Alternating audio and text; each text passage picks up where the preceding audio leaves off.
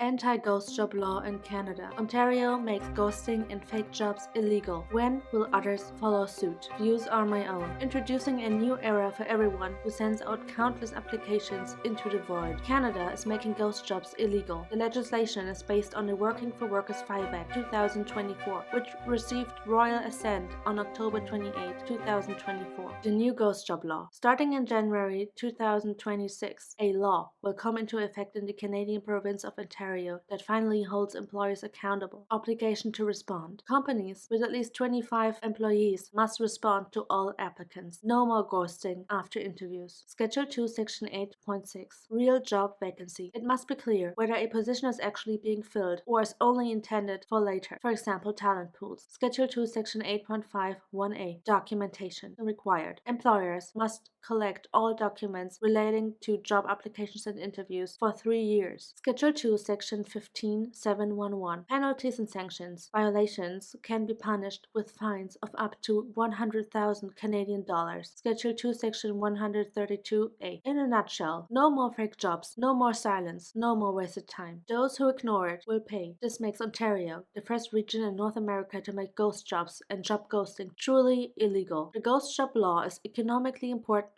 Ghost jobs are not harmless byproducts of overworked HR teams. They distort the reality of the labor market and ultimately the economy. On paper, it looks like the economy is booming with thousands of open positions. In reality, a large proportion of these jobs do not signal real demand, but only activity. This is dangerous because from an economic perspective, this illusion leads to a misallocation of resources on both sides. In addition, social systems that are already under pressure fall further out of balance. It leads to a chain reaction of mistakes. Applicants invest time, energy, and emotions in processes that never lead to a job offer. This time could be used productively elsewhere to secure taxes and social security contributions. Companies keep their HR departments busy with pointless activities instead of pushing forward real HR strategies. Politicians and economic researchers analyze misleading labor market data because ghost jobs oversell the actual employment situation. The media and investors see the market as stable, while many industries are in a quiet recession. This leads to unreliable company valuations and risky errors of judgment. This is especially true for startups. Nationwide programs attract international skilled workers. However, the real demand may no longer exist. This damages the attractiveness of several countries. The result, the economy appears way more vibrant than it really is. Ghost jobs cost money, electricity, attention, and reputation without providing any real value in return. Even the ads on the job portals are not free, and HR teams are kept busy without adding any value. Ghost jobs slow down productivity and innovation because energy is spent on symbolic politics instead of value creation, and they damage trust in the labor market. Trust that can only be rebuilt slowly. Ultimately, ghost jobs are not only unethical, but also economically counterproductive. They give the illusion of growth where there's none, and that is more dangerous for any economy than any recession. Ghost job law. Who will follow suit? Ontario is leading the way, but discussions have long been sparked around the world. In the US, states like California, New Jersey, and Kentucky are discussing similar anti-ghost job initiatives. In Canada, there are proposals for federal law that would ban ghost jobs. Pressure is also slowly growing in Europe. Applicants are demanding more transparency in terms of salary, genuine job offers, and response times. Even the Columbia Law Review, a world-renowned legal publication from Columbia University, has now taken up the issue. Guess who was cited there? Yeah, me. Platforms such as LinkedIn, Glassdoor, and Reddit are full of stories and petitions from applicants who just want honest and timely communication. Is that already too much? Ghost job law. Despite GDPR, Europe is still stuck in the application ice age. Cover letters, resume, 3 rounds of interviews, and then a generic no-reply email. We'll be in touch soon. Spoiler alert. They will never get in touch. How about introducing a similar fair application law internationally or in the EU?